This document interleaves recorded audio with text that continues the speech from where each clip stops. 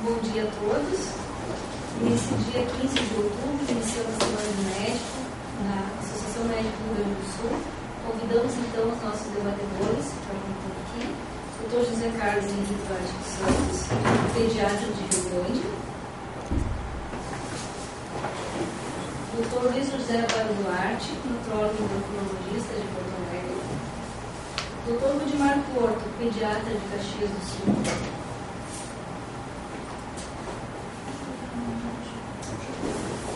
Dr. Fernando Egídio Batista de Oliveira, psiquiatra de São Leopoldo, deve chegar em breve. Dr. Renato Menezes Bedur, neurologista de Pelotas. Fiz questão de falar as cidades de origem para mostrar que o Conselho de Representantes da ANRIGS tem representatividade em todo o Estado.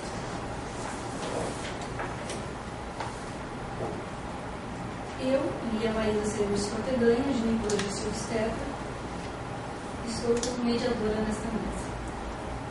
Hoje, no primeiro dia da Semana do Médico e ainda dentro da Semana da Criança, o Conselho de Representantes da ANRIGS tratará do tema obesidade infantil. Este fórum surgiu da preocupação que nós médicos temos com a alimentação desde a infância, levando até o adulto e todos os problemas de saúde que ela traz no futuro. Entendemos que é uma questão de saúde pública, sim, mas que vai mais além. Inclui o ambiente familiar, os hábitos dos pais, a merenda escolar, a cantina da escola, diversos fatores que envolvem várias áreas de atuação.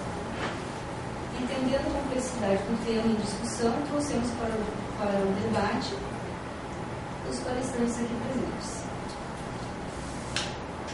Começaríamos então com o Dr. José Carlos, com o tema Prevenção das doenças degenerativas do adulto na infância. Bom dia a todos. Eu gostaria de cumprimentar o Conselho por essa decisão de trazer um tema chave para o debate e para o conhecimento da comunidade médica. Esse fórum sobre obesidade infantil tem um valor e eu vou me recordar de dados do IBGE. No último censo, 40% da população das capitais brasileiras apresentavam, segundo dados do IBGE, sobrepeso ou obesidade. E isso configura já uma forma epidêmica do problema. Como vocês sabem, de um modo geral, existem 3 fatores de risco não modificáveis na doença cardiovascular aterosclerótica. Um deles é o gênero masculino. O outro é o envelhecimento. E o terceiro é a história familiar. Por outro lado, existe uma série de outros fatores que nós podemos modificar. E é sabido já há algum tempo que a mudança no estilo de vida e o tratamento medicamentoso produz uma diminuição sensível das consequências da doença aterosclerótica. Havia, por parte dos especialistas, uma dificuldade muito grande de determinar a idade em que deveriam ser tomadas essas atitudes. Mas, desde dezembro de 2005, através da Sociedade Brasileira de Cardiologia, quando foi editada a primeira diretriz de prevenção das doenças degenerativas no adulto, ficou determinado que o período ideal para isso seria a infância. E por isso que nós trazemos esse tema hoje a vocês. De um modo absoluto, a doença cardiovascular aterosclerótica, especialmente a doença isquêmica coronariana, é um relevante problema de saúde pública. E nas últimas 3 décadas houve uma elevação da mortalidade por doenças cardiovasculares, especialmente por uma diminuição das doenças infecciosas. Em termos absolutos. De um modo geral, o número de mortos diminuiu, mas em termos absolutos aumentou. E todo mundo sabe que o processo aterosclerótico começa na infância. Isso está demonstrado cientificamente. Há uma relação entre fatores de risco e o desenvolvimento do processo aterosclerótico. Seja a obesidade, que talvez o mais importante deles, hipertensão arterial, as dislipidemias, diabetes mellitus, o sedentarismo, o tabagismo e a história familiar positiva para a doença cardiovascular. Eu vou abordar cada um desses itens, com exceção da hipertensão arterial, porque a hipertensão arterial como índice isolado não tem uma representatividade, porque o fator de risco sobre hipertensão arterial na infância está diretamente correlacionado com o sobrepeso e com a obesidade. Então, ao falar-se de obesidade, eu estou falando também de hipertensão arterial. A fisiopatologia da doença aterosclerótica, ela está provada que inicia silenciosamente na infância. Na Inglaterra foi evidenciado que fetos filhos de mãe com hipercolesterolemia já tinham também início de aterosclerose. Fetos. E sua patogênese envolve o sistema imunológico e o sistema inflamatório.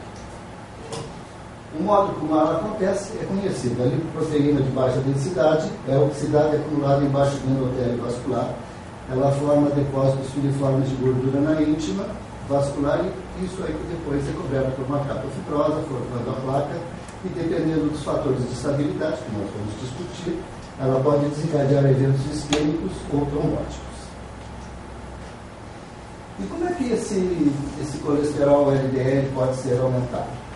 Invariavelmente é secundário a inadequados hábitos alimentares, ao estilo de vida e com muito menos importância alterações do metabolismo lipídico decorrente de fatores genéticos que nós chamaríamos principalmente de hipercolesterolemia familiar.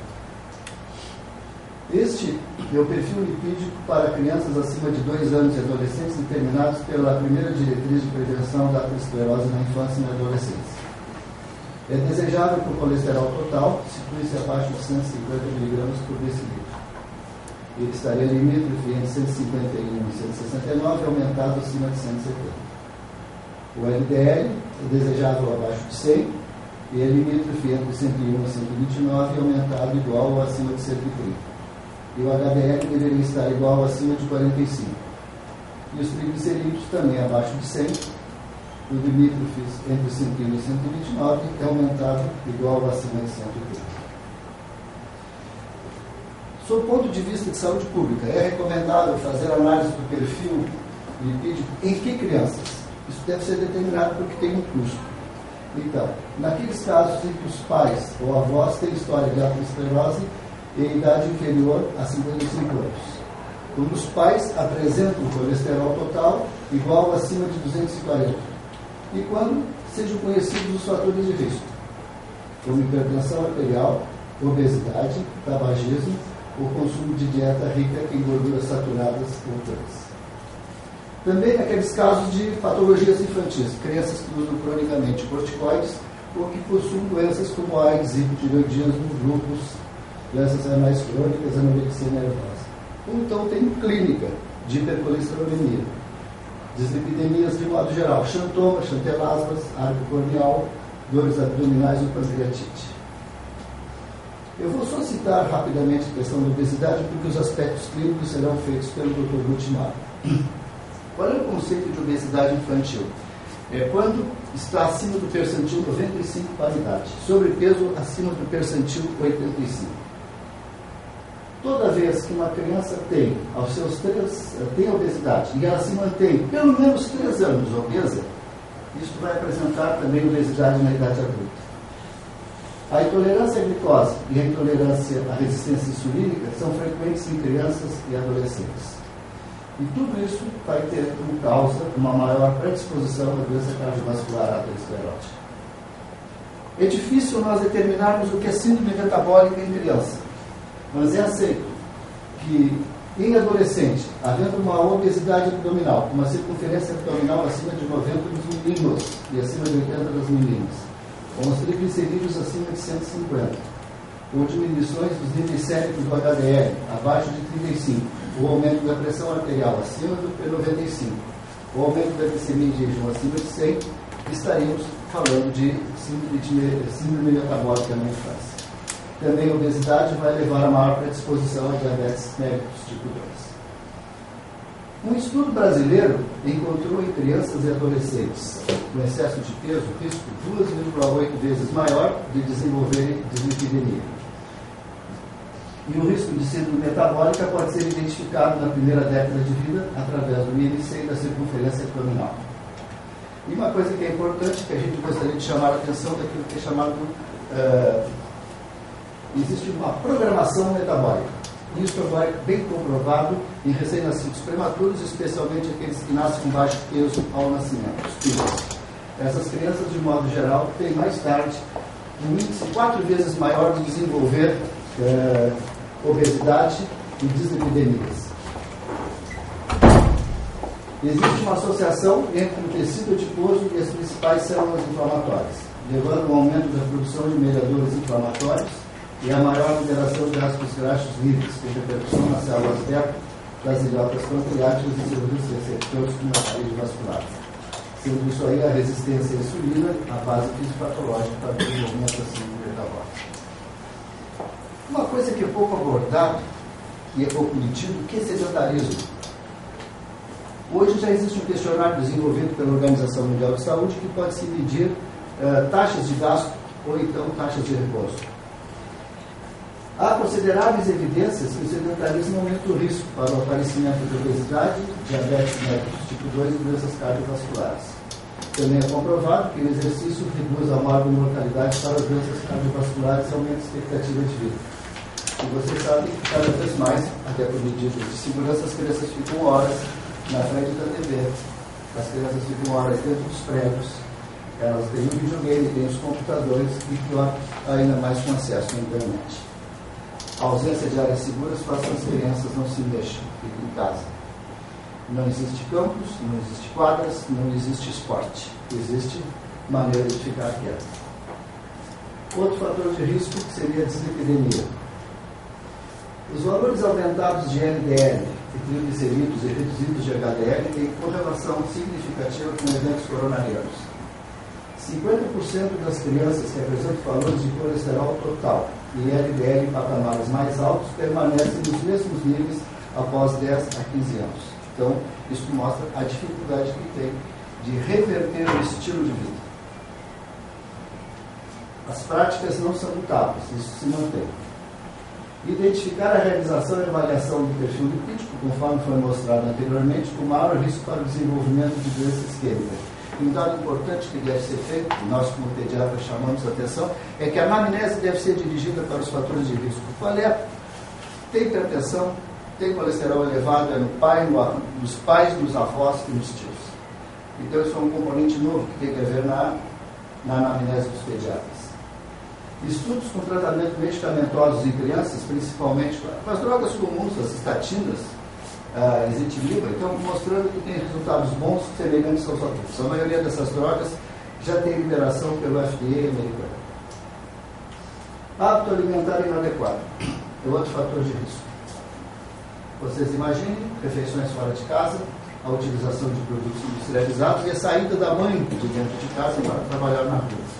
Isso faz com que as crianças comam em lugares diferentes. Foi falado também pela doutora Lia que a questão das merendas escolares. As merendas escolares, elas privilegiam, de modo geral, os alimentos industrializados e não a realização de hortas escolares, onde o aumento do consumo de frutas, hortaliças e leguminosas seria um estímulo às crianças e mais um contato também com a natureza. Isso, de modo geral, mesmo que a escola tenha um espaço físico para que haja uma plantação, para que haja uma horta, isso é desprezado. E é feito pelas prefeituras, de modo geral, a compra de produtos industrializados. Há evidências que o consumo regular de nutrientes antioxidantes, fibras, potássio, gorduras monoinsaturadas e saturadas previne o desenvolvimento de doença aterosclerótica hipertensiva. A diminuição do consumo de sal também reduz o risco de doenças cardiovasculares, o uso de antipertensivos e o número de mortes. E você sabe que quem come errado vai pagar daqui a uns 50 anos a conta com seu intestino. Fatores de risco histórico familiar positivo. Aí é que entra a anamnese. É imprescindível conhecer os antecedentes familiares referentes às doenças cardiovasculares. A história sempre deve ser feita no sentido dos pais, avós e tios que apresentaram doença cardiovascular antes dos 55 anos para os homens e dos 65 anos para a mulher. E o risco será tanto maior quanto mais jovem for o familiar afetado ou quando esse número for bastante grande. E essa anamnese deve incluir fatores como obesidade, hipertensão arterial, dislipidemias, diabetes e tabagismo. O tabagismo deve ser falado abertamente pelo pediatra em relação à família, inclusive com a criança em torno dos seus 10 anos de vida. A não abordagem por parte do pediatra em relação aos pais e ao paciente significa a aceitação do uso do tabaco. Isso também já é bastante confirmado. Então, nós devemos abordar diretamente que é necessário desaconselhar o início do hábito de fumar, que está sendo feito nessa faixa etária.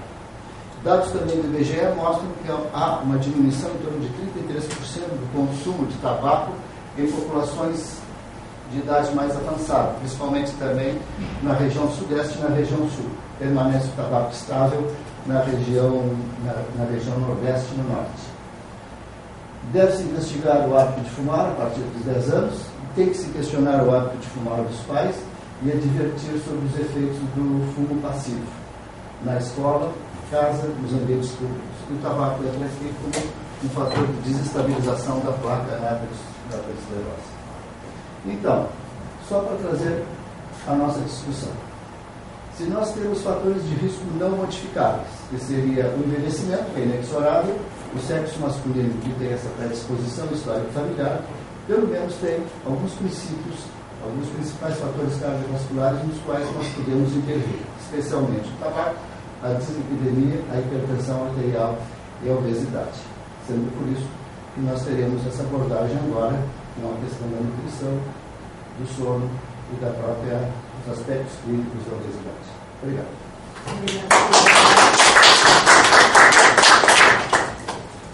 Chamamos agora o Dr. Luiz José Vargas Duarte, autor de diversos livros que estão aqui do lado de fora, se alguém quiser adquirir. Eu sou muito novinho, né?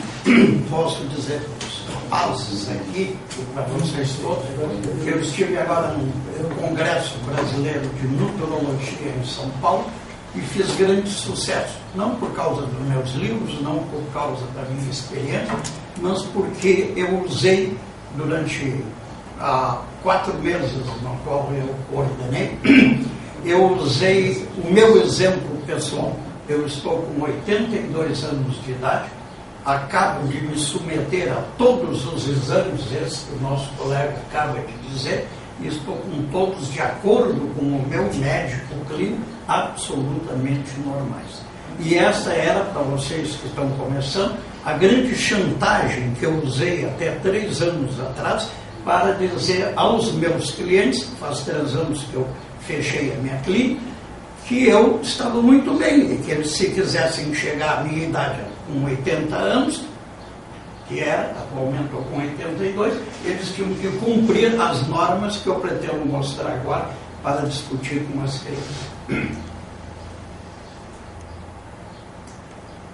Fórum sobre obesidade infantil. Em primeiro lugar, cumprimentar a minha querida presidente, porque há anos ela vem dizendo da importância desse fato, e eu insisti muito em que a gente abordasse isso. E agora, lá no Congresso, se usou uma palavra fantástica que eu quero transmitir para vocês. Eu tenho alguns títulos de especialidade, mas o mais importante é nutrição e saúde pública. E porque nessa hora eu consegui...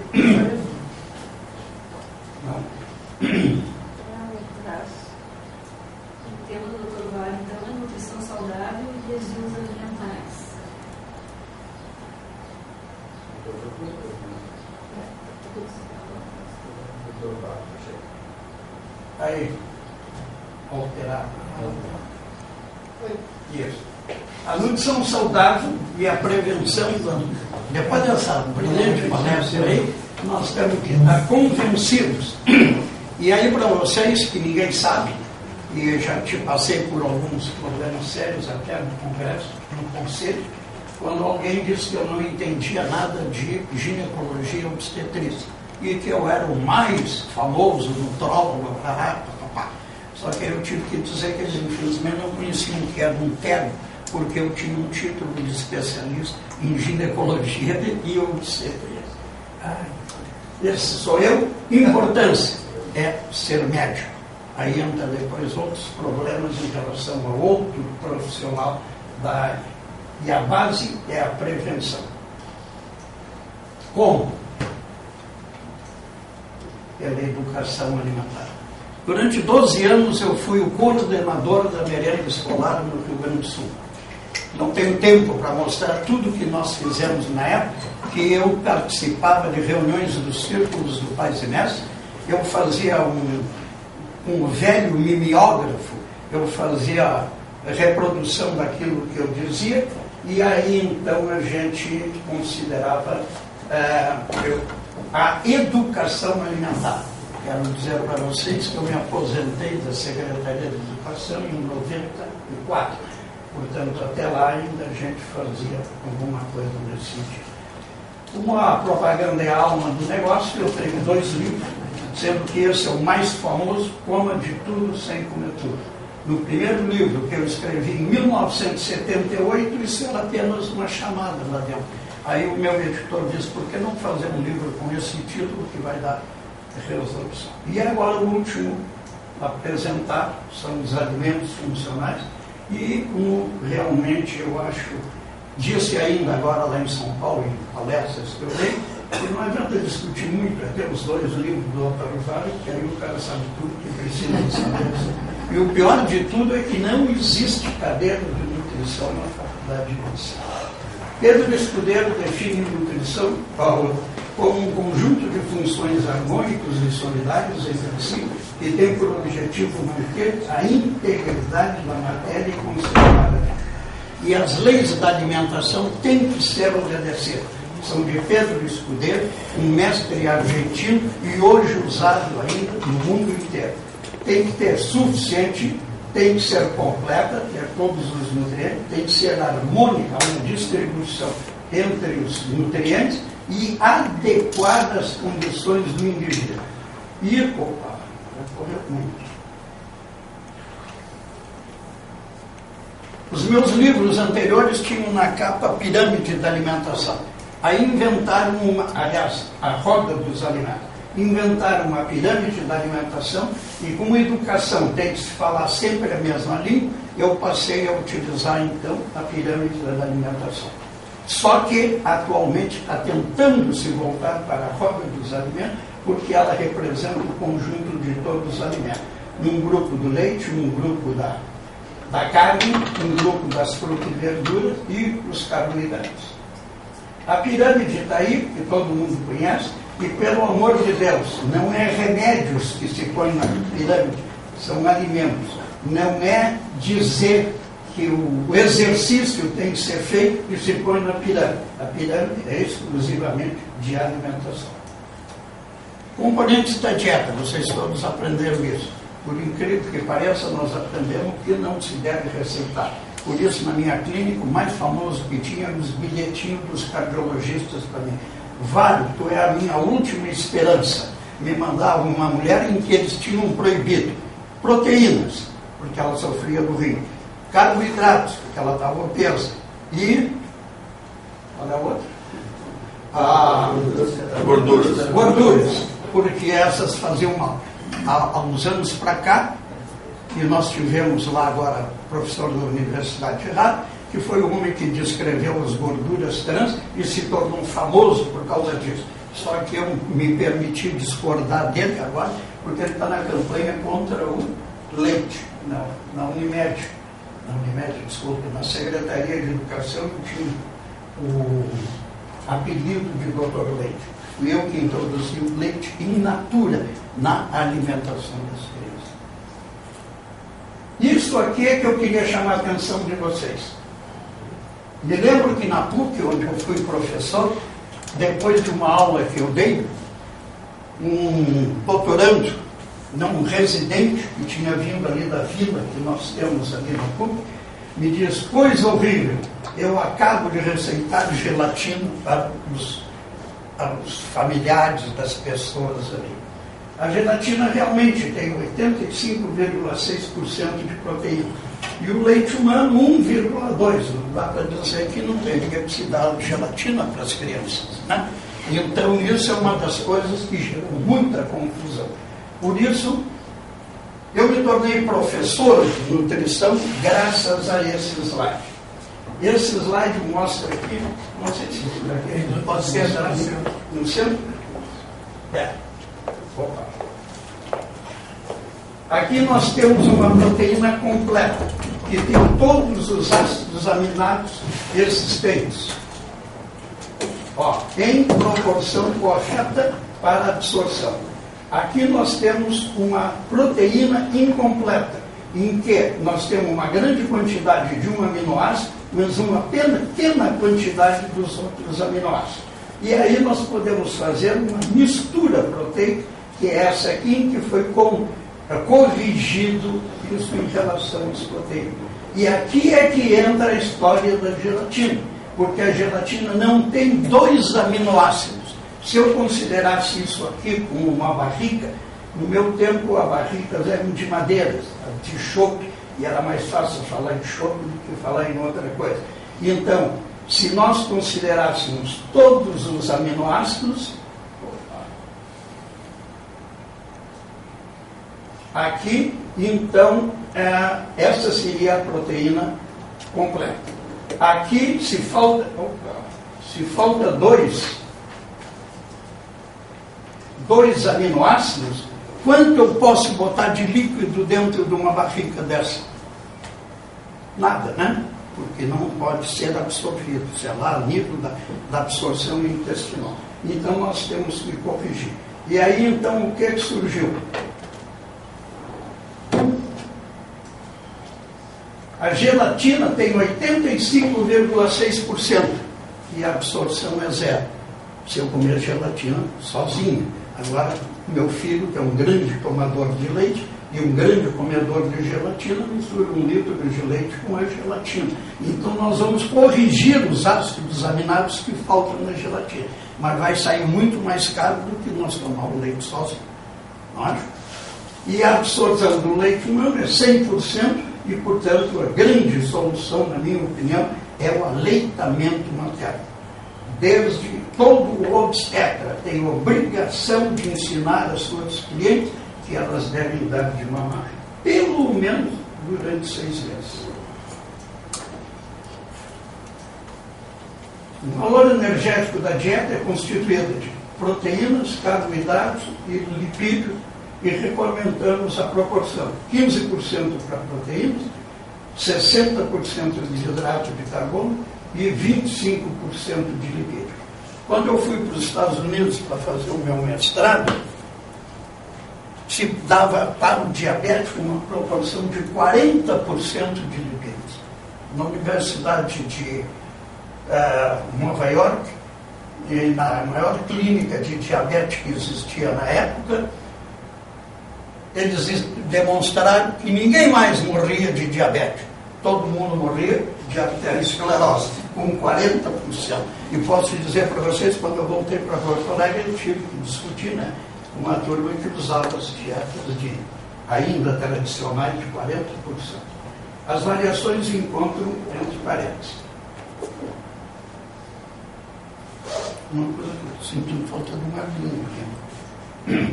Repita: cada grama de açúcar produz 4 calorias, cada de proteína 4, o álcool, óleo, bem 7 calorias e a gordura produz 9 calorias. Alimentação balanceada fornece, isso é que eu quero chamar a atenção. Obrigado. Todas as vitaminas necessárias na quantidade adequada para a manutenção da saúde. O equilíbrio é mantido sem a suplementação de remédio. Eu me irrito quando eu vejo na televisão hoje uma pessoa que chega cansada em casa e mostra um produto multivitamínico. Graças a Deus, a partir de hoje, agora, além de todo o meu trabalho, eu posso recuperar as minhas energias. Vocês sabem quantas calorias produz uma vitamina? Nenhuma, né? Então é um absurdo comprar remédio de vitaminas. Para que a alimentação saudável possa causar seus efeitos benéficos, é essencial que o consumo diário de água seja a idade e a atividade física.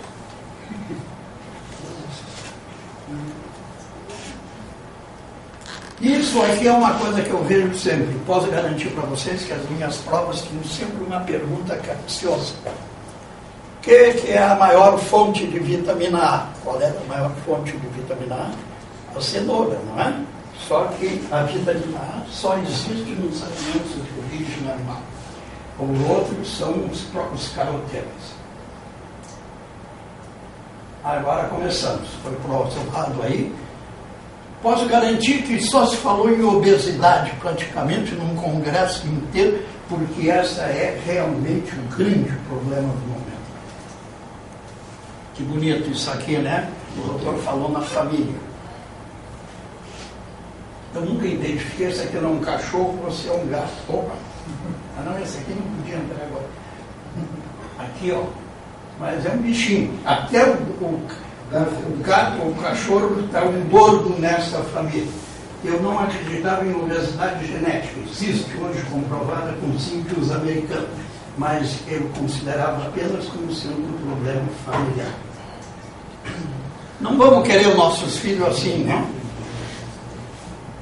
Essa palestra, eu dou palestra para os idosos, e como eu mostrava as mulheres peladas, as mulheres reclamaram aqui no Rio ainda, como é que eu não mostrava homem pelado? Eu consegui esse negócio e trouxe para elas e levei a maior vaia da minha vida mostrar isso aqui do homem pelado. E nós não queremos crianças desse jeito. E aqui veio o que eu trouxe no aparelhinho aqui, que é a glicometria. Nenhum cliente meu deixava de fazer a medida das gorduras corporais através de um aparelho esse aqui. Posso dizer que o meu mestre, o orientador da minha tese nos Estados Unidos, era tão exigente que ele não deixou eu usar o glicômetro americano. Eu tive que importar da Inglaterra esse glicômetro para poder fazer a minha tese. E anos depois eu recebi um negócio do imposto de renda americano me cobrando a taxa de importação de um produto desse aqui, que era esse aqui. Está aqui, ó, estou mostrando apenas a medida. Eu faço a medida em 4 lugares: no braço, nas costas, na cintura e no abdômen. Mas aí descobriram agora uma coisa mais interessante ainda, que é a determinação da gordura corporal pela bioimpedância. Também fazíamos isso e acho que também é uma coisa muito importante. Só que o custo do aparelho está muito alto. E para agora, aqueles que querem coisa correta, não fui eu que desenhei o homem pelado, é o próprio Michelangelo que mostrou aqui. E eu tive um professor meu que me disse assim, eu fui para a Itália, vi o Michelangelo, o Davi, e fiquei um dia inteiro examinando o Davi. Quando eu cheguei lá na praça da cidade, tem uma enorme coisa do Michelangelo, do Davi. Eu digo, que coisa horrível, como é que esse cara passou um dia inteiro para ver um troço dele? Aí a guia me disse, o Michelangelo, o Davi do Michelangelo está no museu, não está na aí então eu fiquei bastante tempo rolando isso. Obesidade é uma enfermidade crônica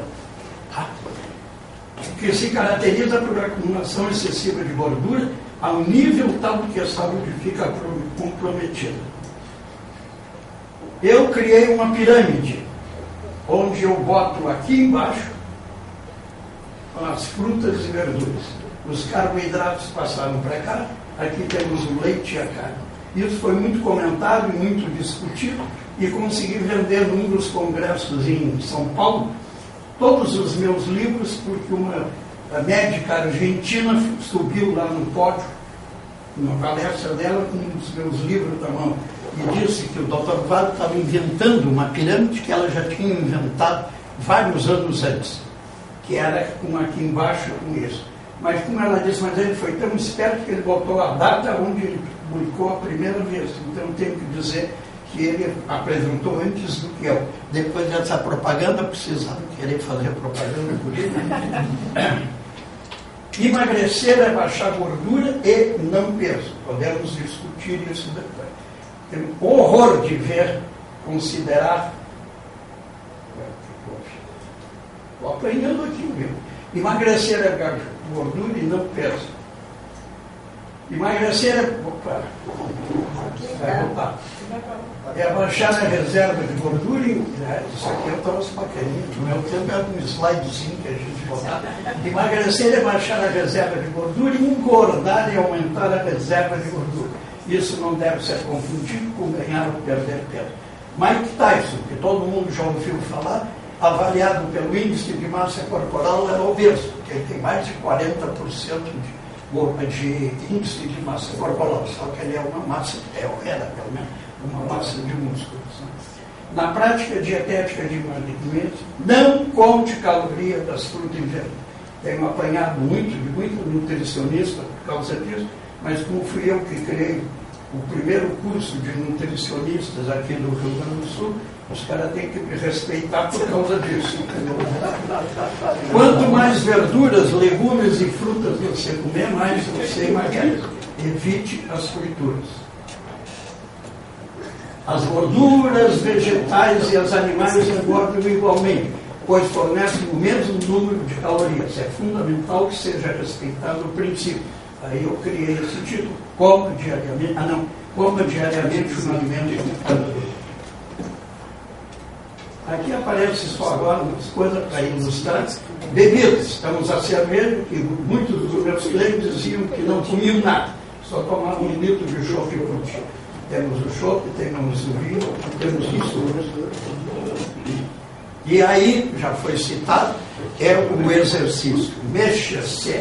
E o melhor exercício que existe é o caminhar. Os exercícios intempestivos de fim de semana podem ser altamente prejudiciais ao funcionamento cardiovascular. Observe sempre a orientação médica. Coma de tudo sem comer tudo, mexa-se e faça exercício, procure a orientação de um profissional de educação física, coma bastante frutas, legumes e verduras. Não conte calorias desses alimentos. Nunca cometa excesso de nenhum tipo, nem de alimentos funcionais, nem de exercício. E respeite as leis da alimentação. Mas é verdade que nós lutamos, fazemos tudo e os caras não emagrecem. Por quê? Porque eles têm que ter mudança de comportamento. Foi dito aqui pelo professor Antônio. Estou trazendo o ovo. Vocês não podem imaginar o que eu era atacado pelos meus amigos cardiologistas, porque eu receitava ovo. E o ovo é um alimento funcional. E o ovo, eu tenho uma página no livro só sobre o ovo, porque ele hoje é remédio. E isso aqui é uma coisa que me irrita profundamente. Está cheio de gente receitando diuréticos para os regimes de emagrecimento. O que é que o diurético faz? Baixar a água. E hoje está na moda a cirurgia da obesidade. Eu tenho um sobrinho que foi aos Estados Unidos esse mês. Ele passou 25 dias viajando pelos Estados Unidos e viajou de leste a oeste, começou lá por cima, atravessou tudo, foi parar lá em Los Angeles e ficou apavorado com os obesos mórbidos que ele encontrou durante a viagem. Não é porque se é meu sobrinho que ele se livrou de controlar essa. E esse é o final da nossa conversa. A nutrição correta durante a vida é o fator essencial para determinar a qualidade de vida que uma pessoa poderá esperar nos anos avançados. Eu daria 2 horas aqui, mas não temos tempo para isso. Então eu vou passar só umas figurinhas para terminar. Alimentação saudável. Uma salada rica em vitamina C. Frutas. Está bonito isso, bem devagarzinho. Uma banana, como tem coisas nutritivas. O tomate, homens e mulheres estão sendo convocados a comer tomate bastante, porque é o câncer da próstata e o câncer de mama. E aqui temos um tomate recheado. Quais os alimentos que contêm glúten? Os alimentos que contêm glúten, isso porque me perguntaram, tu não fala em glúten? Todos os produtos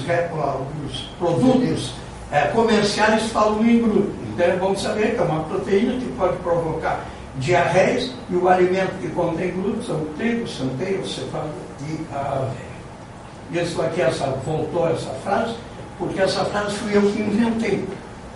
Só que um dia eu achei um americano que dizia a mesma coisa que eu. Se eu botar o meu nome, ninguém vai dar bola para aquilo, então eu botei o nome do seu Gil Chumbo. Quero agradecer para vocês.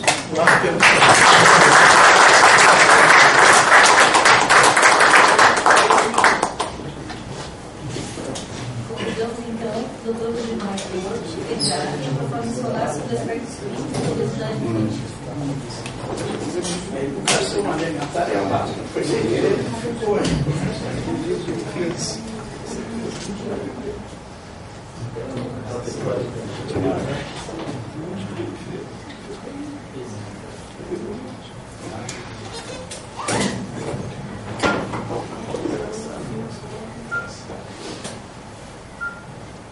Então, o que diria eu, formado pela PUC há 30 anos, sendo precedido pelo professor universitário, nosso colega pediatra, pelo meu professor da PUC, primeira vez nessa casa aqui, da qual eu sou sócio há 30 anos.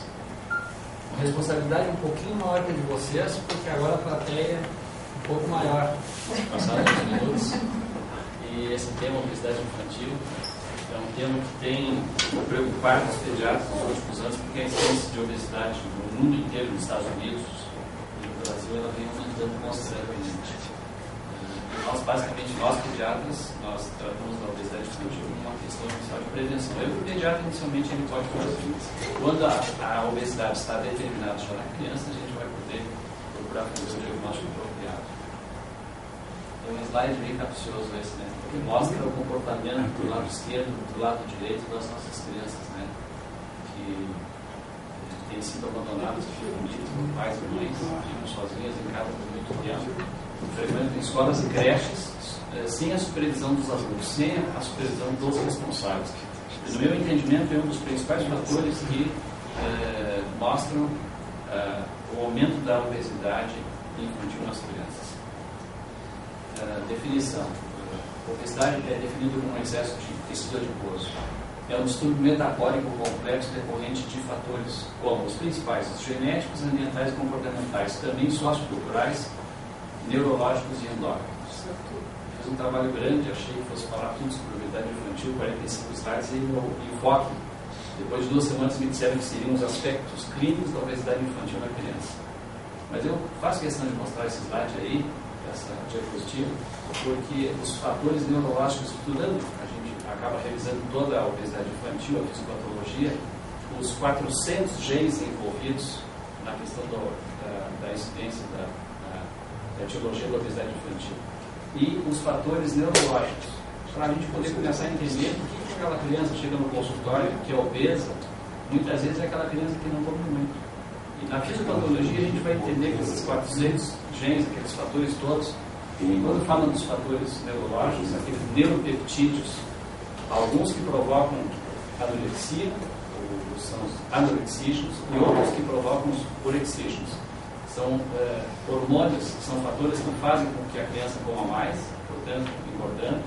E existem outros fatores neurológicos, neuropeptídeos neurológicos, que fazem com que a criança acabe tendo um gasto energético menor.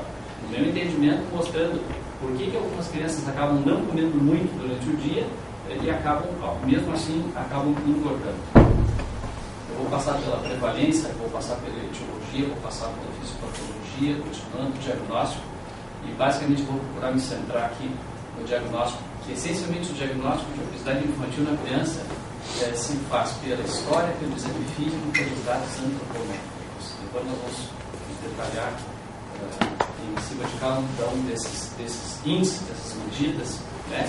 E por final a gente vai colocar em quadros bem didáticos quais são as principais comorbidades associadas à criança que tem obesidade. Nos dados antropométricos, basicamente nós iniciamos fazemos no consultório nós pediatras o peso, a estatura, né? Depois todas elas são colocadas em escalas em graus, né? Seja no percentil, seja no score através das curvas de crescimento. Pregas cutâneas, que principalmente são a supraescapular, a supraelíaca, bíceps e tríceps, que normalmente não é feito em consultório de pediatra, né? Normalmente são feitos em consultórios de nutricionistas e nutrólogos, médicos nutrólogos, através, então, que o Dr. Paulo já mostrou, que é o adipômetro, o glicômetro, né? Uma medida que pode ser feita em consultório de pediatra é a medida da circunferência do braço, simplesmente circunferência do braço, onde existem tabelas mostrando a circunferência do braço, um valor em centímetros, e idades que vai de 0 até 19 anos. Né? O índice de NC, que basicamente é o índice que a gente utiliza para definição de diagnóstico de obesidade em criança, que, mostrando também gráficos e tabelas. O diagnóstico através da anamnese, principalmente numa primeira consulta, uma criança que chega ao consultório escolar, uma criança que supostamente ela chega e que tem a impressão de que essa criança é gordinha, né? Nós começamos na história da obesidade a questão assim, do início da obesidade, procurar conversar com essa mãe a partir do momento em que essa criança ela iniciou a sua obesidade. A gente sabe que quanto mais precoce a obesidade na criança, essa é uma tendência maior que no futuro essa criança se torne um adulto obeso, né? Fatores desencadeantes da obesidade, né? Tratamentos anteriores. Na prática do pediatra, a gente tem observado que os tratamentos de crianças obesas são tratamentos difíceis, repetitivos, né? Sejam feitos através do pediatra, com o pediatra em consultório, sejam feitos através do nutricionista, né? Explicando muitas vezes por que é difícil com que a gente consiga fazer um tratamento adequado, fazer com que essas crianças realmente elas percam peso. Então, e a percepção da família em relação à obesidade. Isso me chamou bastante atenção, porque ainda recentemente eu atendi uma criança no consultório, primeira consulta, 7 anos de idade, em que essa criança realmente nitidamente gordinha, e a mãe me trouxe esse dado para o consultório, achando assim que ela estava bem, estava tranquila. A mãe não tinha essa impressão que a sua filha era obesa. Na verdade, essa criança ela era obesa, né? Os antecedentes pessoais, como peso ao nascer, ganho de peso no primeiro ano e medicamentos, né? Peso ao nascer para mais ou para menos. Para menos, doutor José Carlos comentou a respeito do peso no nascimento. Na verdade, a prevenção da obesidade, também dito pelo Dr. Vago, ela já inicia lá na gestante, né? Em relação assim, ao estímulo ao aleitamento materno, né? Em relação aos PIGs, os prematuros, os pequenos pré-idade gestacional, que têm tendência a se tornarem obesos no futuro. Antecedentes pessoais como medicamentos, uso de antistamínicos, uso de corticoides, uso de drogas imunossupressoras que provocam obesidade na criança. Os antecedentes familiares, que são importantes durante a conversa com a mãe, na questão da obesidade, a doença cardiovascular, especialmente doença cardiovascular nos tios, nos avós, né, maternos e paternos, e especialmente em familiares que têm doença cardiovascular, os homens antes dos 55 anos de idade e as mulheres antes dos 65 anos de idade. As chamadas dislipidemias, que são muito mais comuns hoje do que há 30 anos atrás. Então eu tenho uma criança no consultório em que eu estou fazendo um diagnóstico de obesidade, ou não, às vezes nem preciso fazer o diagnóstico de obesidade, mas a mãe já me traz na história, já está me relatando que tem assim o avô, que tem o tio, tio materno, tio paterno, os avós, que tem história de doença cardiovascular, que tem tratamento recente, de longo prazo, o tratamento do colesterol e triglicerídeos com simvastatinas, mesmo que a criança não seja obesa. Eu vou fazer um rastreamento dessa criança com exames laboratoriais de glicemia, de lipídios, de triglicerídeos, de colesterol, de HDL e de LDL, porque muitas vezes, em algumas situações, a gente vai encontrar uma criança que tem esses índices aumentados, mesmo que essas crianças, aparentemente ou realmente, elas não sejam obesas, né? A questão do diabetes também, a questão do tabagismo. O uso de drogas e álcool de tabaco, né? A questão das drogas, do álcool e do tabaco. O álcool, bem dito pelo Dr. Prado, que 1 grama de álcool ela corresponde a 7 quilocalorias de energia. Os antecedentes familiares antecedentes alimentares são importantes. A gente sabe que leite materno, precisamente entre 3 a cada 3 e 7 meses, eles reduzem a obesidade em 6%. E para nós pediatras, a incidência de aleitamento materno ela aumentou muito nos últimos anos. Década de 80, da qual eu me formei, até a década de 90, nós basicamente lidávamos com as fórmulas infantis. Em pediatras que fazem bastante sala de parto com Leão e Caxias, a gente tem percebido que a incidência de aleitamento materno é muito grande, né? Então isso é um fator importante para que a gente possa reduzir o índice de obesidade no futuro. Os hábitos alimentares da criança. E dentro desses itens todos, eu considero que este é o que toma mais tempo da consulta, é um dos mais importantes a respeito do dia alimentar da criança, seja em casa, seja na escola, normalmente fora de casa, sem a presença do responsável pela criança, e um recordatório das últimas 24 horas. Mesmo que a criança, que a mãe diga que essa criança não come nada, porque nesses 30 anos, o José Carlos sabe, né, que é aquilo que a gente mais escuta no consultório, que o meu filho não come nada, mas ele está sempre comendo alguma coisa, está sempre beliscando, e está beliscando fora de hora, está comendo o tempo todo, né? O comportamento e o estilo de vida, que são fatores, né, que faz parte da anamnese, em relação a familiares, os colegas na escola, os distúrbios psicossociais associados à questão da obesidade infantil, principalmente com ansiedade, depressão e compulsão, que o nosso colega psiquiatra vai abordar mais adiante, né? Atividades como televisão, videogames, computadores, né? Naquelas crianças que estão em casa e que frequentemente, naquele momento da atividade da televisão, do videogame, do computador, estão sempre comendo alguma coisinha, sempre beliscando. Interrogatório sobre os diversos aparelhos que ajuda a esclarecer melhor, depois junto com o exame físico, para poder definir a questão da obesidade. No exame físico, basicamente o pediatra, nós pediatras, conversava com o José Carlos, nós usamos a fita métrica, que é o nosso instrumento de trabalho, um dos principais, desde que a criança nasce, e por aí afora até os 19 anos. É importante que se diga hoje que o pediatra assumiu a questão da adolescência já há muitos anos e que nós, pediatras, atendemos em geral crianças de 0 a 19 anos, né? O peso e a estatura através dos scores do IMC. Então, nós medimos, fizemos a medição do consultório do peso, da estatura, através do IMC, e pode ser medida através de percentis ou score C, segundo as escalas da OMS, 2006 e 2007.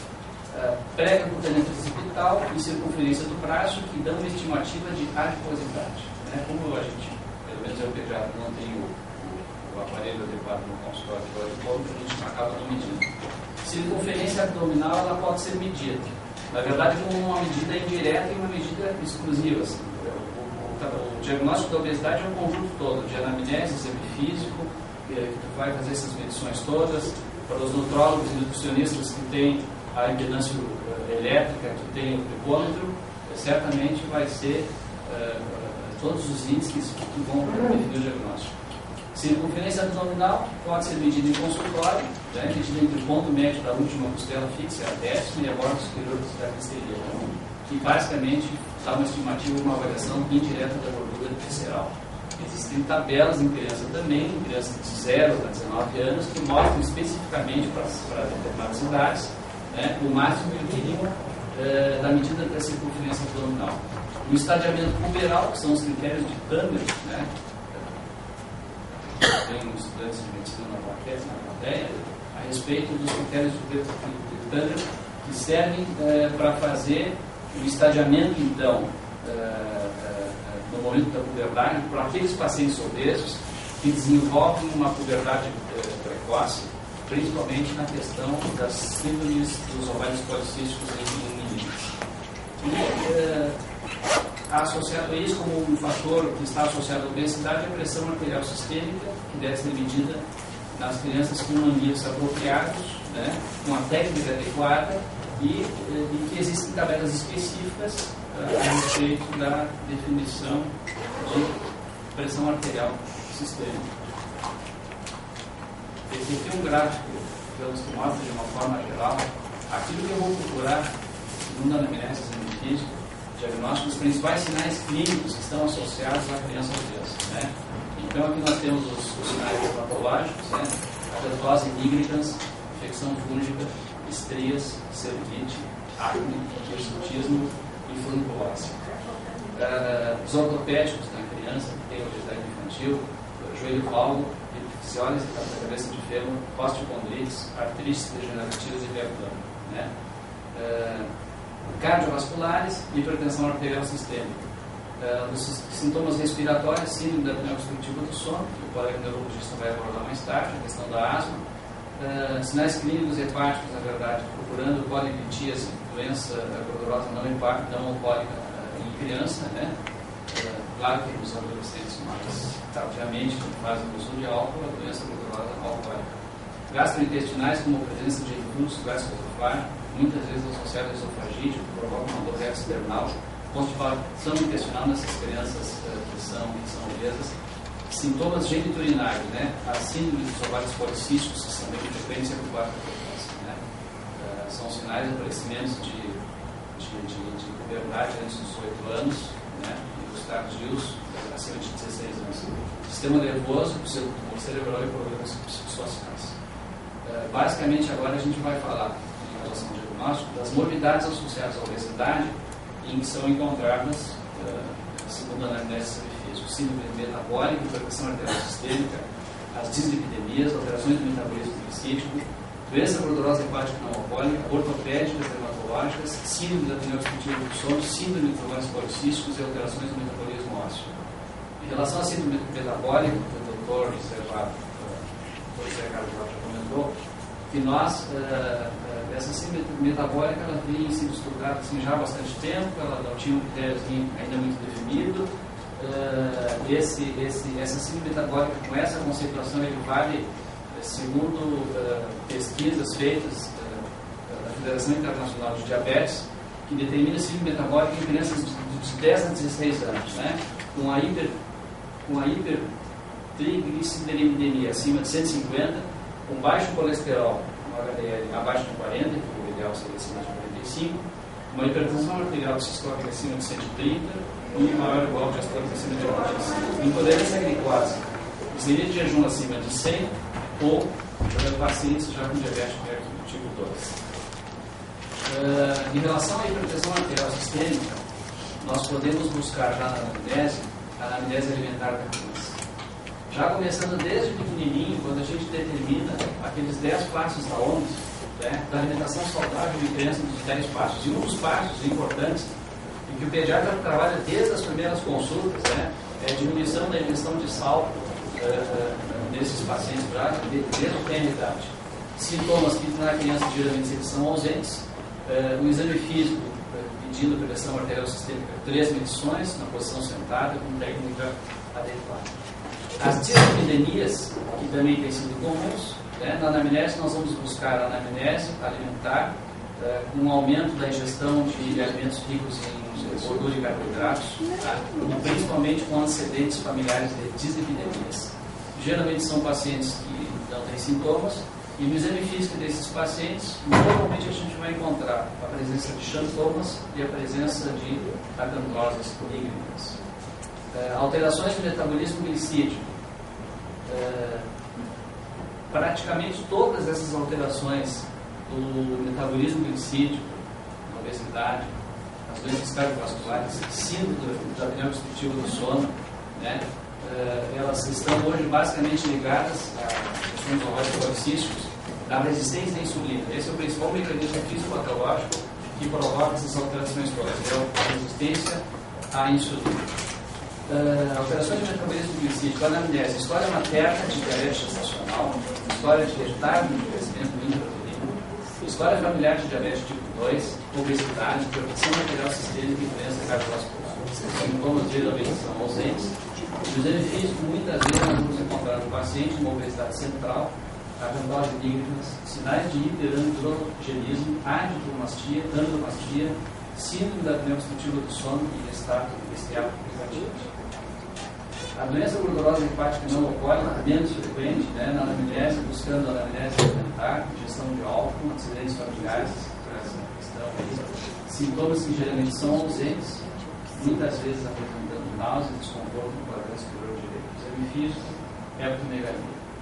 As alterações ortopédicas na criança obesa, elas geralmente, na anamnese, nós vamos buscar a anamnese alimentar, geralmente com pacientes que têm dor nos pés, nos joelhos e quadril, sintomas como desequilíbrio, fadiga precoce, dor nos pés, dor nos calcanhares, joelhos, quadris e costas, alterações de marcha.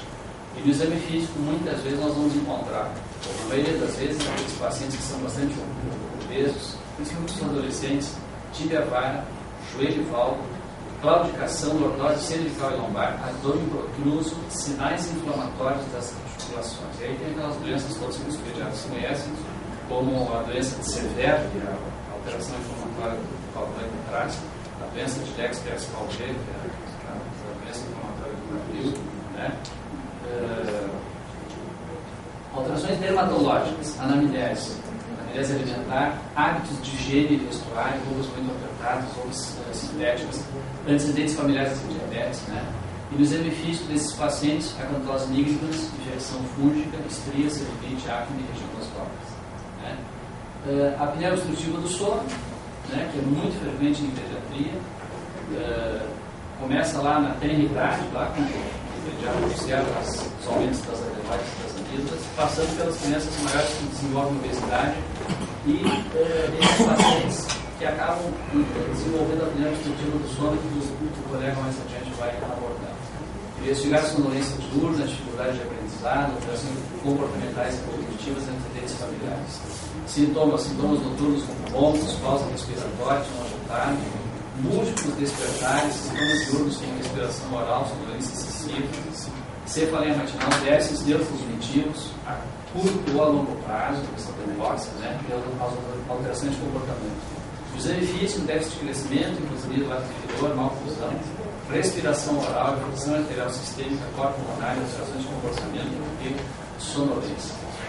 Síndrome dos ovários policísticos, nós devemos investigar o ciclo menstrual, geralmente no ovulatório, sintomas de irregularidade menstrual, o exame físico, hirsutismo, obesidade central, acne, alopecia, acantose nigricans. Os sintomas de hirsutismo, acne e alopecia, basicamente eles estão ligados à questão da resistência à insulina, né? Sintomas de hirsutismo, acne e alopecia, geralmente eles estão ligados à questão do aumento dos androgênios, hidro, androgênio sulfato e hidro androgênio. E os sintomas, sinais de obesidade central e acantose nigricans geralmente estão associados ao aumento do insulinismo, resistência à insulina. Bom, o tema específico de sintomas clínicos na criança obesidade basicamente é esse aí. Vou passar rapidamente algumas coisas que eu considero que são importantes. Sim. Esse é o diagnóstico da obesidade em crianças acima de 10 anos que eu veio ser, que são as tabelas que a gente comentou. O diagnóstico diferencial, é importante que se faça um diagnóstico diferencial na criança obesa, para que a gente possa determinar se essa criança tem uma obesidade de origem endócrina ou genética, ou é de origem exógena. Normalmente nós encontramos esses pacientes que têm obesidade exógena, então, que é a causa mais principal de obesidade comumente usada, né? Normalmente, frequentemente, idade óssea dos pacientes de origem endócrina genética é atrasada e exógena é normal. Mas o mais importante desse gráfico aí, fica muito fácil para o pediatra, é que somente 1 a 2% das crianças que têm obesidade são obesidade, é uma obesidade de causa hormonal. Grande parte é em função do que tudo já foi conversado aqui, né? Da questão genética e a questão nos últimos anos de vida aumentando a obesidade no mundo inteiro em função dos hábitos alimentares inadequados e em função do estilo de vida. Eu acho bem importante esses 10 passos para uma alimentação saudável em crianças menores de 2 anos, né? Embora não seja especificamente esse sinal clínico, mas o item número 8, evitar açúcar, café enlatado, frituras, refrigerantes, balas, salgadinhos e outros cozinhos. Nos primeiros anos de vida usar sal com moderação. A minha filha faz nutrição, os livros do Dr. José Mário também faz propaganda, que eu tenho 3 deles, né? E num deles, há pouco tempo, um livro que ela comprou, eu li a respeito, falando do futuro da criança obesa, ou criança que vai desenvolver hipertensão arterial sistêmica. Peguei um quadrinho assim, para saber quais são os alimentos que têm mais sódio. Todo mundo mais engraçado. Evidentemente o sal, que ocupa a primeira posição. Depois, em segundo lugar, tem os embutidos tipo azeitona. Naquela tabela que eu li, esses alimentos que contêm sal. Os 10 passos da alimentação saudável para crianças de 2 anos interessantes, na verdade, a gente já começa a fugir um pouco do tema.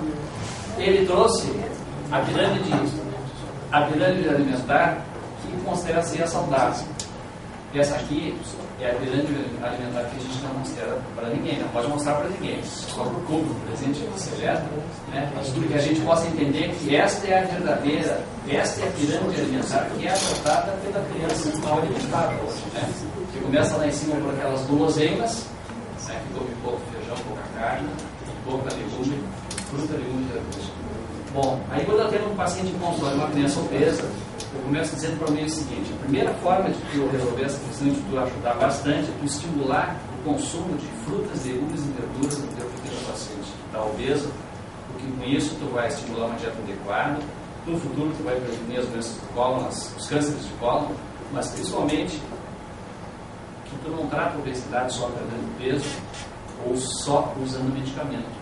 Tu vai tratar a obesidade estimulando o consumo de frutas, legumes e verduras, que a nível intestinal diminui a absorção de glicose, de colesterol e de triglicerídeos. Isso aqui é uma questão bem importante. Na verdade, é aquele tripé da alimentação, atividade física. Mas tem uma terceira coisinha importante que talvez seja mais difícil de mexer com as famílias, que é a consciência do problema. Mesmo porque a criança até os 7, 8, 9, 10 anos de idade, ela não está muito consciente assim, de que ela está gorda e que ela precisa emagrecer. Então tem que ter a colaboração da família. Se já chega o pai gordo, a mãe gorda, que trabalha, que a criança fica sozinha durante o dia, que a criança não tem os limites, que ela come tudo que quer, e toda semana vai no supermercado, que traz um monte de coisa boa, aquelas porcarias que a gente sempre ouve falar, então fica difícil de manter esse contato. Pirâmide de alimentação já passou. Eu apenas queria mostrar, para encerrar, eu queria mostrar, porque eu fiz com tanto carinho esses slides, né? A terapia medicamentosa, vou mostrar só dois, né? A terapia medicamentosa em criança, como é que tu trata a criança, né? Terapia medicamentosa em criança, geralmente tu trata acima dos 10 anos, acima de 10 anos de idade, que tu teve 6 a 12 meses de dietoterapia sem sucesso, tá? Em pacientes que têm um LDL acima de 190, pacientes que têm um LDL acima de 160, mais história de doença cardiovascular ou 2 fatores de risco associados, pacientes que têm HDL menor que 35, fumo, hipertensão arterial, fumo nas crianças maiores, obesidade e diabetes, né? Como é que a gente diminui, como é que a gente aumenta o HDL, né? Aumenta o HDL também fazendo atividade física. E o último que eu queria mostrar, esses são os medicamentos usados aprovados em crianças, né? Basicamente aqui a fluoxetina e a sertralina e a terapia medicamentosa nas dislipidemias. O que se usaria em criança hoje? As resinas, estatinas, fibratos, glicina, né? E aí com o efeito esperado de cada uma delas. Tem que fazer referência em bibliografia. Doctologia Pediátrica do VAC-7, edição 2002. Este aqui que eu me basei para ler tudo sobre a obesidade de criança, que eu considero ainda atual. Manual de Nitrologia, Manual de Orientação, Departamento de Nitrologia do SPP, Obesidade na Infância e Adolescência do Documento Científico. Né? E a gente, todo mundo, mesmo os professores, sempre acabam pesquisando em diversos sites da internet. Então eu peço que agradeço a oportunidade. Deixa eu te fazer uma pergunta. Deixa eu te fazer uma pergunta a respeito daquela relação de itens numerados que você mencionou especificamente, 8. Naquele item ali tem o café incluído. Diz alguma coisa a respeito disso? O doutor Alves não se importa, no final ele responde. Ah, certo? não, tudo bem. Obrigada. Fica reservado aí depois. Fica pensando. Então, o doutor vamos nos falar sobre as características psicológicas da obesidade, ansiedade, depressão, angústia,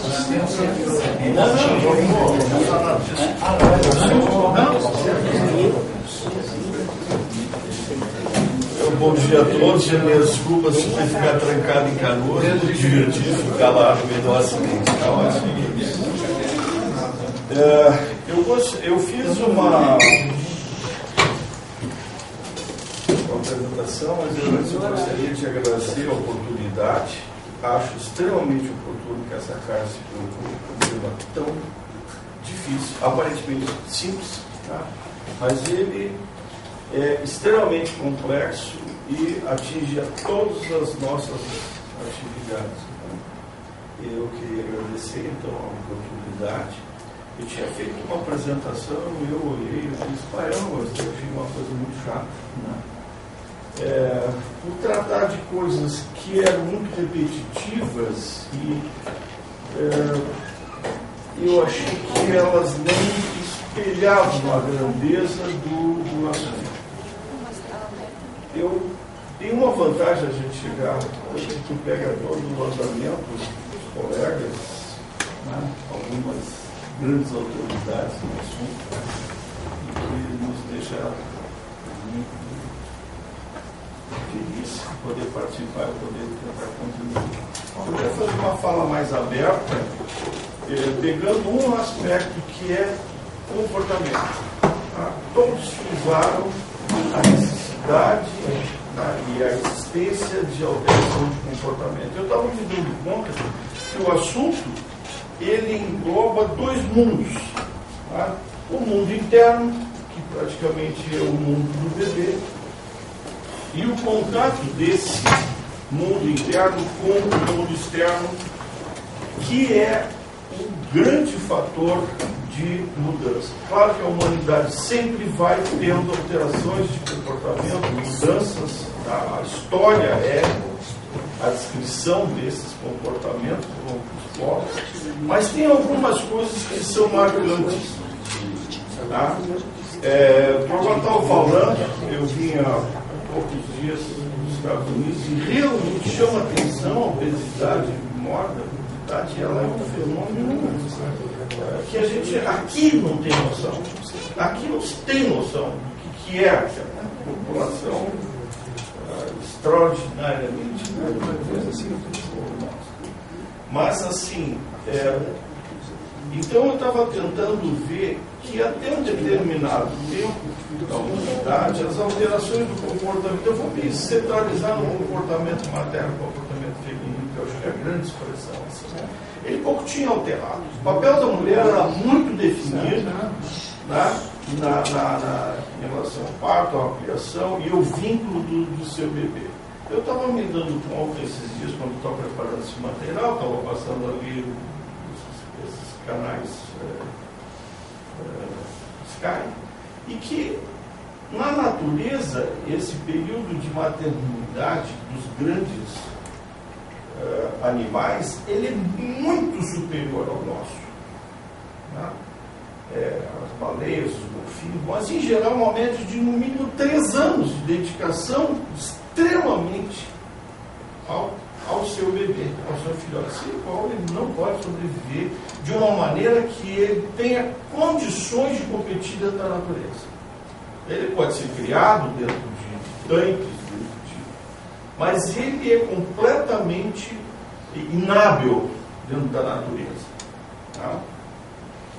Infelizmente, as sociedades foram encurtando esse período para a mulher,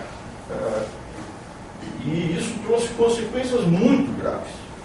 Um povo que tem aumentado, aliás, então, agora os escandinavos também estão tendo essa conduta. Mas a Europa envelhecida, praticamente sem bebês, né? Todos nós conhecemos, uma calamidade. Mas assim, agora há uma série de programas de incentivo, tá, a que a mulher possa realmente se dedicar ao seu bebê. Meu filho morava na Austrália e passava bem próximo da casa dele. Descia, tinha uma baía bem pequena de águas calmas, onde as mães recebiam apoio, dinheiro do governo, para ficarem 1 ano se dedicando integralmente ao seu bebê. Então era ele chamava, uma foto lindíssima, que era o berçário das foquinhas, né? Que era um imenso berçário, as mães trocando informações e recebendo orientações de funcionários do governo, na praia, tá? Todos recebendo o seu protetor solar, tá? Os bebês orientados e tudo, tá? Já prevenido o câncer dos pequenininhos, e 1 ano recebendo muito dinheiro para ter uma dedicação exclusiva ao seu bebê. Então, acho que alguma coisa está de novo acontecendo. Mas eu vou voltar ao final do século XIX, em que até lá as famílias eram estruturadas, o papel da mulher muito bem definido, tinha a sua função de criar os seus filhos, principalmente nas classes mais baixas. Claro que sempre os reis nunca cuidavam dos seus bebês, né? Porque era uma tarefa menor, era uma tarefa reservada a pobres, né? Porque era um vaso para cuidar dos seus bebês. Então, eu vejo que com isso aí não mudou tanto assim. Tá? Mas um grupo de pensadores daqui começou, através da Bettina Cardoso, que é a nossa colega psiquiatra, a estudar Kate Chopin, né, que é uma escritora, e aí vai uma sugestão minha, assim, de que nós possamos indicar esse livro, né, para todas aquelas pessoas que gostam de estudar comportamentos e outras coisas. Essa mulher foi uma escritora, nascida em 1850, no sul dos Estados Unidos, com aquele todo o mix que tinha, né, de diversas etnias. Ela tinha sangue crioulo e francês também, então ela era uma mistura, e dentro daqueles climas, daqueles conflitos raciais do sul dos Estados Unidos, a guerra da independência americana, a influência toda da Europa, né, e da Revolução Francesa, em que de lá sai toda o liberté, a fraternité e igualité, só que esse aspecto de fraternidade nunca conseguiu, na humanidade, conseguiu ser muito expressivo. A coisa da igualdade resultou tudo numa tendência ao socialismo, à liberdade, toda a função da economia, que se expressa muito bem na economia. Mas isso acabou trazendo conflitos dentro da humanidade muito grandes. O grande marco de tudo é a Revolução Industrial, em que muda esse modelo todo, né, e atinge profundamente a família. A partir daquilo lá, uma mudança de comportamento dentro do papel da mulher. Tá? Então, pela primeira vez, a produção é o alvo maior, tá? E o consumo também. Isso resulta numa série de conflitos, a quebra da Bolsa de 29, a Primeira Guerra Mundial, mas é na Segunda Guerra que as coisas ficam muito marcantes. Tá? Porque o homem sai para fazer a guerra, né? Essa carnificina que todos nós tivemos as suas influências, né? E a mulher passa a ser a pessoa que sai de casa e vai produzir. E ela não volta. Essa que é a realidade. Ela nunca mais voltou. O papel da mulher mudou e mudou para ficar. Tá? Uma das pessoas mais visionárias dentro disso é essa escritora, Kate Chopin, que então assim, um grupo de pessoas passou a estudar isso e a contribuir. Tem agora, o livro saiu agora já em São Paulo há poucos dias. Então cada um de nós contribuiu estudando essa escritora, foi Lea Mazina, a Bettina, o Moacir Sclia, que nos deixou alguns dias. Então tem cada um de nós traz um relato e sua visão sobre essa mulher que foi adiantada assim, da sua época. Bom, mas assim, o que acontece é que esse padrão passa a ser o padrão que vigora na relação familiar. As famílias eram numerosas, 10, 12 filhos, claro que tinha a mortalidade infantil que dizimava essas famílias, mas elas eram criadas dentro de uma estrutura com pai, mãe, tio, avô, avó, todos contribuindo, todos voltados para o bebê, que era a pessoa principal da família. O nascimento do bebê era um acontecimento e era uma coisa comemorada e vista com muita alegria. Esse papel foi mudando. As famílias foram saindo do interior, vindo para a cidade. Tá? O trabalho né? A mulher se envolve em toda essa situação de trabalho e é penalizada. Né? Ao mesmo tempo, ela tem que cuidar do bebê e ela tem que continuar trabalhando para sustentar a família, para produzir, para consumir, e o consumo passou a ser o principal. Não o bebê, mas o consumo familiar. Eu vou dar uma vinheta que talvez seja assim, muito expressiva, e eu acho que cada um de nós tem vários exemplos assim, a respeito disso. Esse é um casal, ambos empresários, bem-sucedidos, todos os dois com mestrado. Essa moça hoje com 41 anos de idade e ele 43. Tá? Formam uma empresa, se dedicam a essa empresa noite e dia, eles produzem, muito bom poder aquisitivo. Ela tem alguma dificuldade em engravidar em função dos seus 41 anos de idade, com o auxílio dos colegas e da ciência, consegue engravidar. A gravidez coincide com o mestrado, tá? E eu brinquei com eles de que eles estavam tendo o segundo bebê, porque a empresa é o bebê principal. Só para ter uma ideia, às 6 horas da manhã vem uma equipe de profissionais. Durante a gravidez, ela tem um esboço de amamentação, um pífio, tá? Muito mais o meu ponto de vista para fazer um burro muito lindo no final, amamentando, fazendo esse bebê, que eu estou amamentado. Às 6 horas da manhã vem uma equipe, né? Uma delas é uma das enfermeiras que foi a cuidadora do pós-parto, do puerpério ali. Essa empresa pega o bebê, ainda dormindo, leva, né? O bebê volta no final do dia, alimentado e já vestidinho de pijaminha para dormir. No final de semana tem um grupo de pessoas que se revezam para os cuidados, para os pais precisam descansar ou viajar para a função da família. Esse é o modelo. Esse é o modelo. Em que o bebê é secundário. Extremamente secundário. Tá? Eles acreditam serem excelentes pais, quando perguntados, são excelentes pais, estão pensando dia e noite no futuro dessa criança, em deixar algo muito bem, se algo acontecer, sempre dizer assim, se algo acontecer, essa criança vai ficar muito bem na vida. Tá? E esse é o modelo que nós estamos vivendo. Então, existe uma patologia, existe uma quebra nesse vínculo mãe e filha, no momento em que isso é crucial, no pós-nascimento. Tá? Essa mãe, ela não tem esse bebê como seu objeto principal. Não estou dizendo aqui que ela não ama seu bebê, do jeito dela. Ela é uma cuidadora do jeito dela.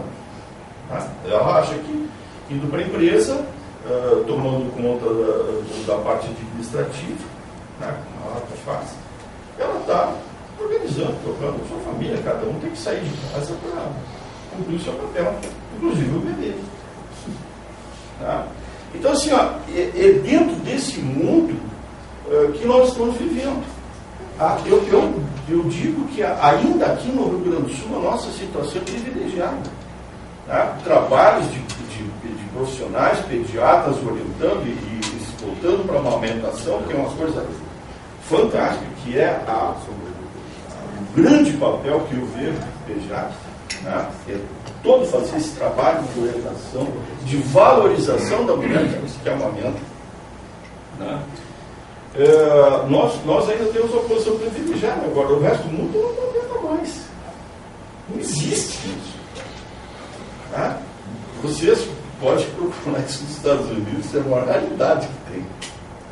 Eles são, até toda a indústria, né, fez todo um trabalho muito bem feito, desvalorizando a mulher e valorizando produtos. Então o bebê já nasce sendo mais um consumidor. Tá? Um grande consumidor. E se eu tenho muito dinheiro, eu vou procurá-los de uma famosa multinacional, eu vou abastecer os melhores produtos que existem no mercado. Mas a relação mãe-bebê, ela não se compra em supermercado. E esse papel, se nós não tomarmos essa medida que os pediatras puxaram, tá? E aí deles o mérito, prólogos, nos chamando a atenção, nos trazendo esses assuntos tão importantes, nós vamos acabar copiando em macacos essa situação evolutiva do mundo, tá? Que eu acho extremamente preocupante. Então, na nossa cultura, e principalmente, tá? Eu acho que aí está um paralelo que eu coloco entre as famílias reais, as casas europeias, que elas tinham seus bebês, mas, se possível, até que alguém os tivesse, tá? Porque eles tinham que governar e não cuidar de bebês. Um grande banco brasileiro, agora tá mais, que eu tive acesso à família, os bebês eram criados numa outra casa. Não era a casa principal, tinha uma outra casa que cuidava dos bebês, porque os bebês incomodavam, choravam, as crianças eram assim, assado. Então, eles tinham duas casas, praticamente uma fazenda, um sítio, né? Onde a casa dos bebês é separada da casa dos adultos. Dentro daquele modelo real. Então, o que aconteceu? A nossa mulher passou a ver a função de maternidade como secundária. E ela saiu para produzir como a coisa principal. É uma necessidade? É uma realidade? Agora, é um perigo. Tá? Quanto é que tu vai ganhar com isso? Tu vai deixar uma pessoa cuidando do teu bebê dentro de casa? Isso é caro, tá? É perigoso, tá? E tu vai sair para trabalhar fora. Então, esses modelos, assim, nós estamos vivendo essa mudança de comportamento. Só que a relação mãe-filho, ela continua sendo extremamente necessária, tá? E aí eu estou falando do mundo interno do bebê, com os primeiros contatos com a sua mãe, e que passou de mãe para cuidadores. Tá? Com quem é esse vínculo inicial? Esses 6 primeiros famosos, 6 primeiros, para alguns até um pouco mais extensos, né, dependendo da escola, mas assim, vamos fixar nos 6 primeiros meses de nascimento. Tá? Esse vínculo, essa linguagem entre mãe, seio, bebê, alimentação, amamentação, tá? Que mudou. Eu venho de uma família em que a amamentação era quase um ritual, era uma coisa assim, a mãe se recolhia para amamentar seu bebê, tinha que se fazer silêncio, era uma coisa respeitosa, era uma coisa... Tá? E hoje é uma banalidade, no meio da gritaria, no meio da confusão, o bebê chora, ganha, não ganha. Então, assim, há uma necessidade de que o pediatra venha restabelecer essa ordem, botar ordem nessa família, né, dizendo, olha, isso aí é uma coisa importante, não é uma banalidade, não é uma socação de alimento. Isso é a formação de um vínculo, que é a base de relacionamento que essa criança vai estabelecer com a sua família e com o mundo inteiro. Então, assim, como é que nós vamos ter uma criança bem-sucedida, não ansiosa, ou ser uma criança depressiva, vai ser uma criança assim, vai ser uma criança assada, se ela é uma criança abandonada desde que nasce? Né?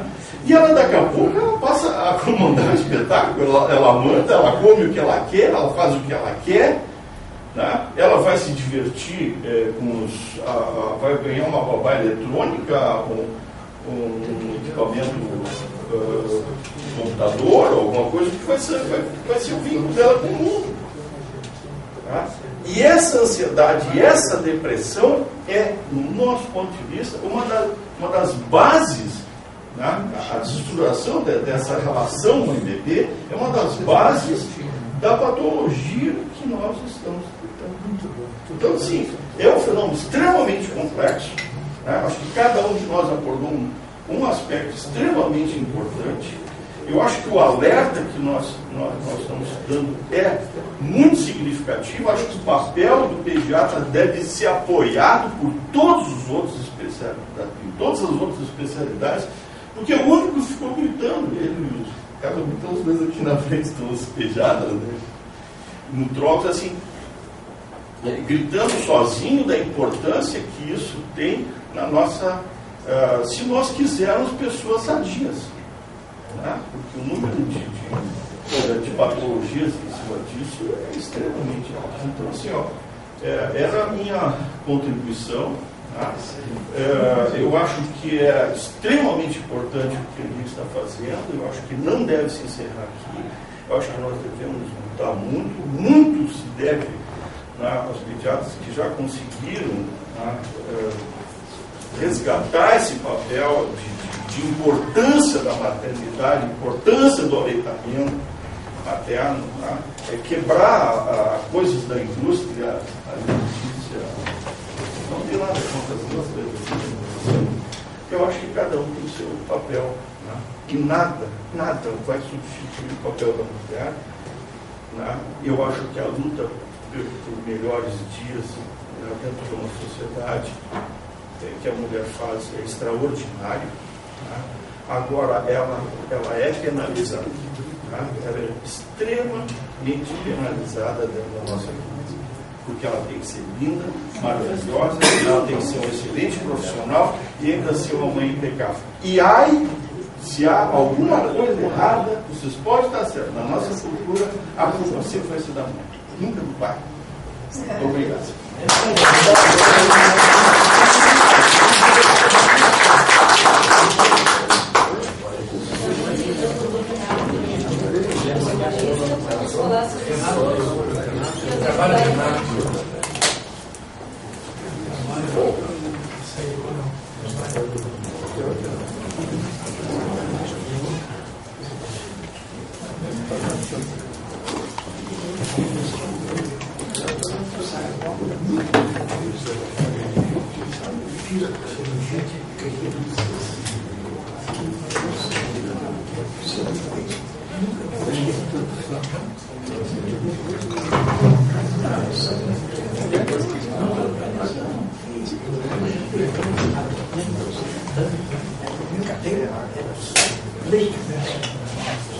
Primeiramente, quero agradecer a doutora Lia, o doutor Zé Carlos, por organizar esse fórum e me deram a oportunidade de incluir a parte do sono dentro da obesidade infantil e na adolescência. Que, aliás, eu acho que é um ponto tão importante quanto os demais foram falados.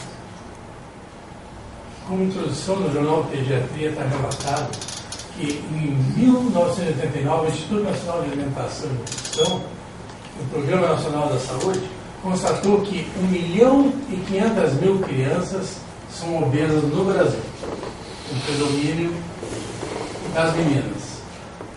E que 40% das crianças e 70% dos adolescentes obesos se tornarão obesos quando adultos.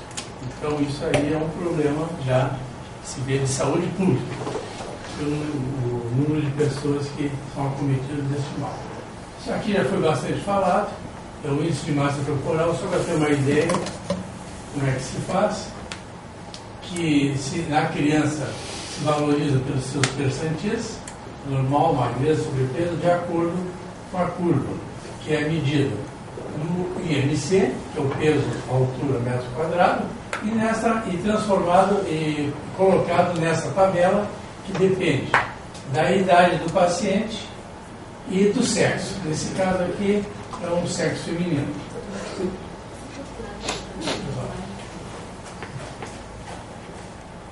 Então, uma criança com um IMC, vamos supor, de 18, então, que tenha uma idade de 8 anos, posto nessa tabela aqui, ela vai entrar nessa faixa de um percentil que varia de 85 a 97 e vai ser um sobrepeso. Isso aí é óbvio, só para saber, para definir uma criança se está obesa, com sobrepeso ou coisa parecida. Bom, qual é a relação existente entre o sono e a obesidade? Um estudo também feito na Espanha, em 2000, constatou que o sono menor, de 6 horas diárias aumentava o risco da obesidade da criança. Menos de 6 horas. E crianças abaixo de 5 anos, com menos de 10 horas, dobrava a chance de desenvolver obesidade. Então, os cuidados vêm desde os primeiros meses. Bom, outra coisa que eu tenho que falar também, para poder relacionar a obesidade e sono, é que existem, de acordo com alguns trabalhos, 2 a 3% de todas as crianças apresentam o que já foi comentado, pelo menos nominado, a síndrome de apneia e hipoperia obstrutiva do sono, um pico de 2 a 8 anos. Outra coisa importante é o IMC que nós comentamos. Quando ele é aumentado em 1 kg por metro quadrado, aumenta 12% 12% aumenta o síndrome de apneia 1 kg na criança. De apneia obstrutiva do sono. Bom, então o que vem ser essa apneia obstrutiva do sono? A apneia obstrutiva do sono, de acordo com a Academia Americana de Medicina, ela é caracterizada por episódios recorrentes de obstrução total ou parcial das vias aéreas superiores durante o sono, que na polissonografia do adulto se diz que em torno de 10 segundos de apneia já é considerado a partir de 10 segundos, antes não é considerado. Na criança, depende de 2 evoluções respiratórias, que vai dar em torno de uns 20 segundos. Então, isso é para se saber o que é a apneia do sono. E o que ocorre nessa apneia do sono? Quais são os fatores que levam a essa apneia do sono? Os principais, obviamente, parecem ser amígdalas e adenoides hipertrofiadas. Mas o importante nessa nossa palestra é que um dos fatores de risco da síndrome de apneia obstrutiva do sono é a obesidade. Então, a criança obesa, ela tem maiores chances de fazer apneia. Por quê? Porque tem o seu perímetro, a sua circunferência abdominal aumentada e um acúmulo da adiposidade, principalmente na região cervical. Então, no momento que a criança vai dormir, ou qualquer um de nós vai dormir, há um relaxamento, a base da língua vai para trás. Por serem crianças, eventualmente podem ter suas amígdalas e adenoides aumentadas, e pelo fator da inspiração causar uma pressão negativa, então os músculos da faringe, os receptores da faringe são ajudados pela gordura externa a provocar a apneia. Então, essa é uma das relações da síndrome de apneia com a obesidade. O que ocorre essa síndrome de apneia obstrutiva do sono? Essa apneia obstrutiva do sono vai mexer numa série de fatores. Entre eles, vai ocasionar uma disfunção metabólica, cardiovascular, cognitiva, fatores inflamatórios serão comprometidos, bem como com disfunção craniofacial. Então, veja a importância de uma criança obesa com tendência a fazer uma apneia respiratória. Quanto, por exemplo, ao distúrbio metabólico. No momento que tem-se a parada respiratória, a síndrome da apneia, existe nesse momento um microdespertar que é justamente para fazer com que a criança ou o adulto volte a respirar normalmente. Como isso acontece várias vezes na noite, o tempo total de sono fica diminuído. As leptinas, que são hormônios formados pelas gorduras, células gordurosas, ela tem uma função de saciar o apetite e de melhorar o metabolismo da glicose. Como ela é formada principalmente à noite, diminui as leptinas e, em consequência, aumenta a resistência à insulina, e essas crianças obesas, apneicas, têm uma tendência a diabetes mellitus. O que ocorre? A leptina formada nas gorduras, ela vai agir no hipotálamo para saciar o apetite. Enquanto que do outro lado, todo o nosso organismo sempre existe o equilíbrio, temos a grelina ou hipocreatina, formado, além de outras partes no estômago também, que faz o papel inverso. Ela atua no hipotálamo, provocando a fome. Uma vez a leptina diminuída, a grelina aumentada, a fome aumenta, tendência aos carboidratos e aumento do índice de massa corporal, provocando a gordura, a obesidade na infância. Também, dentro dos estudos metabólicos, a importância da síndrome da apneia e hipopneia, mesmos fatores, diminui o sono, o hormônio do crescimento, que é produzido nas primeiras horas de sono, principalmente no sono profundo, ele é diminuído também. Por quê? Por causa dos microdespertares, muitas vezes fica bem reduzido o sono de ondas lentas e levando nosso paciente a uma provável baixa estatura. Distúrbios cardiovasculares, que foi o seguinte citado. A apneia do sono provocando uma hipóxia, seguido de uma hipercapnia, faz com que haja um estímulo nos seios carotídeos que vão levar para o sistema nervoso central um estímulo ao sistema simpático. Para quê? Para que esse sistema simpático haja sobre a musculatura da caixa torácica, fazendo com que esse indivíduo retorne à sua respiração pós-apneia. Com isso, há um aumento da pressão arterial e da frequência cardíaca. O aumento da pressão intratorácica faz com que haja um aumento do retorno venoso. Com isso, uma sobrecarga ventricular à direita, levando futuramente a uma insuficiência cardíaca. Poderá levar a um dos fatores, porque essas coisas todas que eu estou comentando não ocorrem durante uma semana ou durante um mês. São processos, às vezes, durante anos. Uma criança obesa que passa 3, 4 anos fazendo uma apneia. Distúrbios cognitivos, que é outro fator que também ocorre nas crianças com essa síndrome de apneia. Tudo em função da diminuição do tempo do sono. O que ocorre? No momento que nós sabemos que nós temos, durante o sono, ele é feito por ciclos. Então, temos estágios mais superficiais do sono, estágio 1, 2 e 3 mais profundo, e depois vem o sono REM. Isso são ciclos de 90 a 120 minutos que ocorrem de 4 a 6 vezes por noite. Sabemos também que o sono REM é o momento em que existe a maior atividade cerebral durante o sono, fazendo reposições de proteínas, principalmente fixação de memória. Tanto é que pacientes com Alzheimer têm um sono REM bem diminuído. E na criança, o que ocorre? Na criança, com a diminuição do tempo total de sono provocado pela síndrome da apneia, que é provocada pela obesidade, diminui o número, as horas percentual de sono REM. Com isso, vai afetar os distúrbios cognitivos. O sono total, diminuição do tempo total diminuída, provoca a sonolência em crianças. Ocorre que nas crianças, quando menores, elas vivem brigando contra a sonolência. Então, em vez de elas simplesmente dormirem, elas ficam hiperativas para vencer essa sonolência.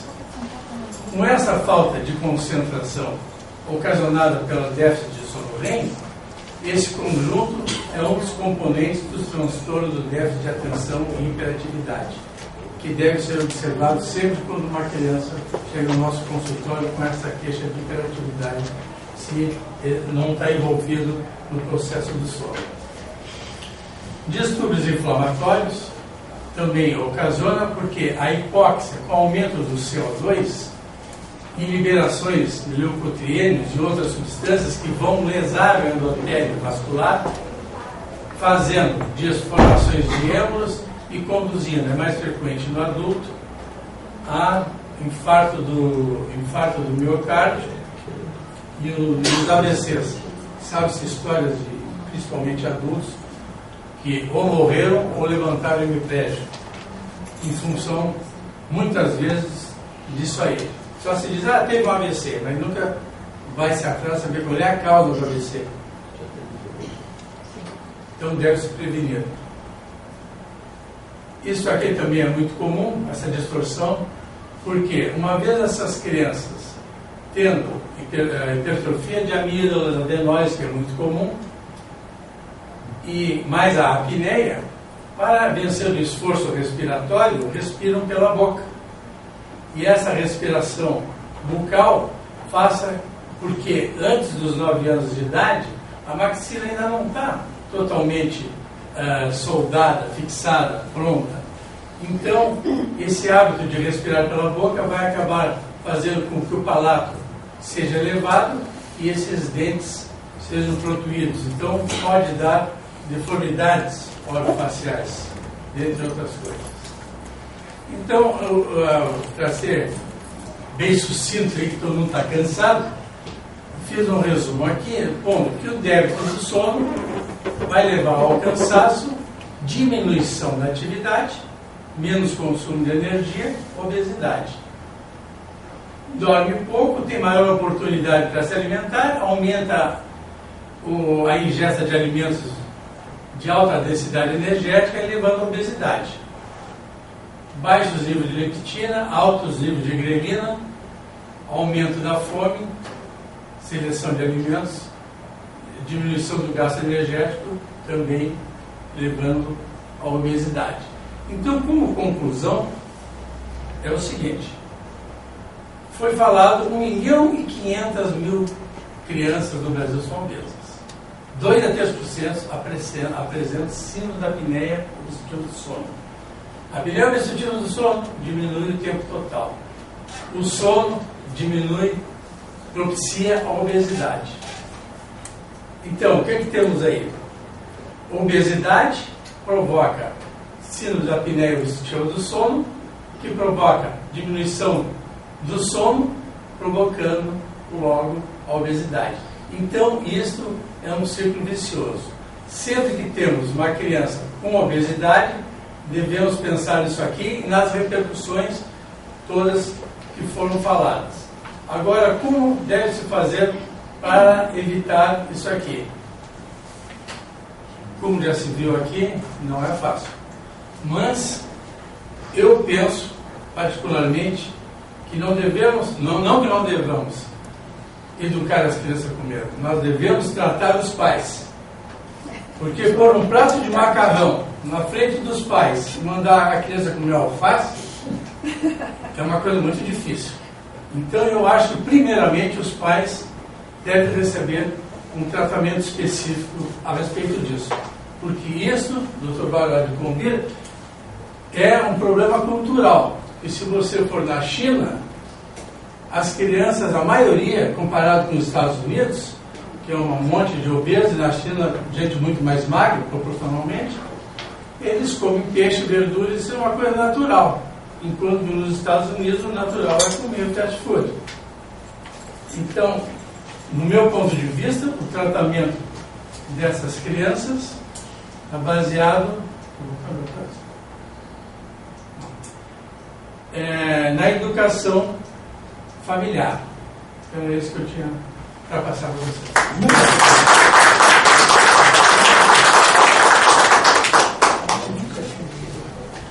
Durante o adiantado da hora, nós vamos ter 5 minutos para perguntas. Então, o participante do favor do passado, primeiramente.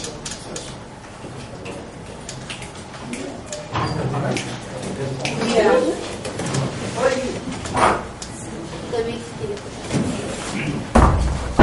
nós vamos iniciar então com o Dr. Oswaldo, que já havia feito a pergunta antes. Por favor, Dr. Oswaldo.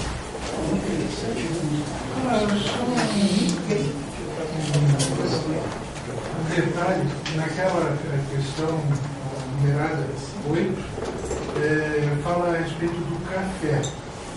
O que terias ali em relação específica ao café, no uso de café, não uso, né? Na verdade, eu vou te responder essa pergunta pensando exatamente agora. Né? esses gráficos aí já existem há tanto tempo. Isso são passos que eu sigo, que o pediatra basicamente trata com a questão da prevenção. Não que o café especificamente estivesse ligado à questão da obesidade em si, assim que eu estou te respondendo. Mas assim, nas crianças que a gente começa a fazer a prevenção, as primeiras, desde a segunda consulta, aleitamento materno, e já nas primeiras consultas, os 10 passos da OMS para a alimentação saudável de 0 a 2 anos. Esse número 8 e número 8, que fala entre as balas, guloseimas, embutidos, açúcar e café, especialmente em relação ao café, é para que uma criança, eu fico assim interpretando, que não siga desde pequena o hábito de tomar café de forma exagerada, né, que a gente sabe os efeitos do café na questão assim do estímulo ao sistema nervoso central. Vai provocar estímulo do sistema nervoso central. Bom, também fico pensando aqui que algumas crianças poderão, que eu tenho pacientes assim, não são frequentes, são poucas crianças que tomam café. Mas já pude observar nos últimos anos as crianças que tomam café com adição de açúcar, né? Uma quantidade exagerada. E a gente preconiza que desde os primeiros meses de vida que nós tenhamos uma alimentação saudável de tudo aquilo que se falou e basicamente com restrição ao açúcar e ao sal, né? O açúcar na questão da obesidade, o sal basicamente na questão da prevenção, da diminuição da pressão arterial sistêmica. Então, em relação ao café, existem conselhos específicos. Eu fiz essa pergunta porque o café tem sido uma história assim, muito contraditória através do tempo, né?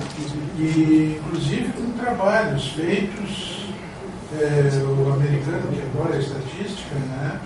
Então, por exemplo, dar café de noite para o pessoal de uma enfermaria, uma taça de café preto, né? Para uma enfermaria, e para outra enfermaria dar café com leite. Aliás, leite morno. E aí, então, posteriormente faz a troca, né? Quem tomava café toma leite, quem tomava leite toma café. Observação: o pessoal que tomava café dormia pior. Conclusão da coisa toda, sem importância nenhuma, porque no leite eles colocavam uma quantidade de cafeína maior do que a que tinha na xícara de café. Então, quer dizer, isso é um trabalho que foi feito. E por aí vem coisas assim, dizendo que o café é importante para melhorar diversos aspectos, que não era o veneno que se considerava, etc. Por isso que eu fiz essa pergunta específica em relação ao café. Para nós, o café basicamente é um alérgico respiratório, do ponto de vista pediátrico. E a qualidade dele seria considerada nesse sentido. O consumo, o Rudimar falou, ele propicia o uso do açúcar também. Para nós, o açúcar deve ser uma coisa estimulada. Certo. Praticamente açúcar, sal e fumo não precisavam existir na natureza, né? Porque não faz benefício nenhum. Eu queria cumprimentar. Muito interessante. Achei muito interessante. Então, eu queria primeiro comentar, eu não posso deixar passar porque eu sou dermatologista.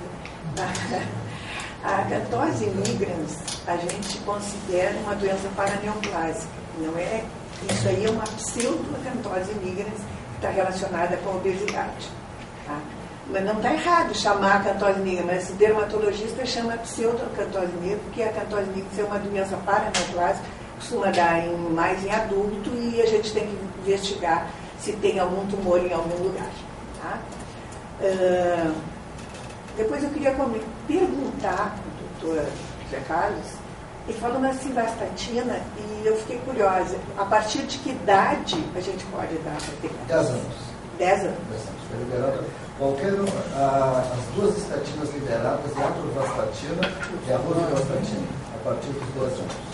Existem trabalhos com simvastatina e pravastatina, mas eles não foram liberados ainda no Brasil. As duas que estão liberadas no Brasil são essas que eu citei. e internacionalmente todas elas a partir dos 10 anos com resultados semelhantes aos dos bastante segurança. Eu queria comentar mais uma vez. A gente sabe que cada vez mais os jovens, não tanto as crianças também, estão tomando medicações psiquiátricas. Tá? E essas medicações psiquiátricas, uma grande maioria, diminui a saciedade. E aí elas comem mais em função da medicação. Então, a minha pergunta é assim, ó, eu estou vendo assim que cada vez, até um assunto que a gente podia debater, assim, cada vez a gente dá mais medicação. Ansioso, é depressivo, ninguém tem tolerância, ele é remédio. E uma grande parte desse remédio faz com que comam mais. Eu queria pegar minha querida amiga. Eu fico muito preocupado com isso. Tá? Eu acho que existem alguns motivos, existem algumas coisas que nós vamos pagar preços muito altos. Hoje eu não estou fazendo crítica aberta, mas eu acho que é uma alerta que se deve ter. Não sai mulher de um ginecologista sem um antidepressivo. Tá? Então, assim, até que ponto isso realmente é necessário, até que ponto isso é útil, qual a consequência disso a longo prazo. Antes a moda era da ansiedade, então não saía sem um ansiolítico. Agora sai com ansiolítico, sai com antidepressivo e com uma pincelada de antipsicótico, que começou a virar moda. Então, assim, eu acho isso um grande absurdo, eu acho que isso tem que ser revisto. Tem que ser usado isso com muita cautela, isso está entrando para dentro do mundo infantil, tá? Quando eu acho que o furo é muito mais embaixo. Tá? Eu acho que sentar, ver essa família, o que está acontecendo, é a mãe que não aparece, é o pai que não sei o quê, que não dá bola, que já está na segunda, terceira